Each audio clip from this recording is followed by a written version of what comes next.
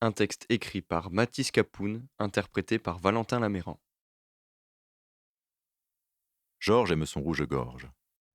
Chaque fois, il le nourrit, rit, gorge déployée dans la brume du lit de son jardin, pendant que le piaf picore son grain. Tiens, voilà qu'un matin, il a disparu. Georges décrépite à l'idée de le retrouver.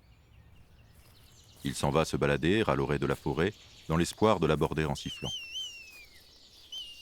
Les ténèbres envahissent. La nuit est déjà tombée. Georges est perdu. Sa vie est finie, songe-t-il.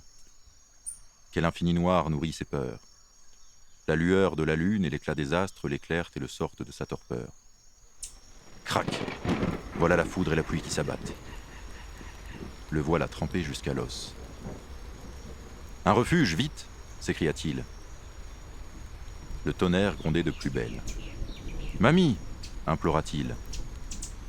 Sa femme était décédée de cela longue année, mordue par le froid givrant de la mort, que le vent de la peste amenant sur son long passage des multitudes de victimes. Fond au noir. Le lendemain, à l'aurore, le pivert sur un tronc d'arbre picore.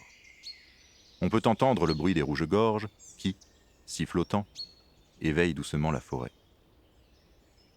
La rosée d'un matin couleur mouillait leur plumage. Oh, mais voilà celui de Georges. Il se pose sur une branche d'arbuste gelé, drôle de bourgeon en forme de doigt. Il s'avère que c'est le bras de son compagnon, mort de froid depuis la nuit glaçante. Sa plainte, oubliée dans les fourrés, ses murmures perdus à jamais, dans la dense canopée que recouvrent les arbres profondément enterrés. Profondément atterré, le regard vide, Georges ne fait plus qu'un avec la forêt. La terreur et la douceur d'un sommeil infini se lient sur son visage. Longue nuit, douce vie remplie d'horreur, comme les histoires qui font peur, que l'on lit au coin du feu.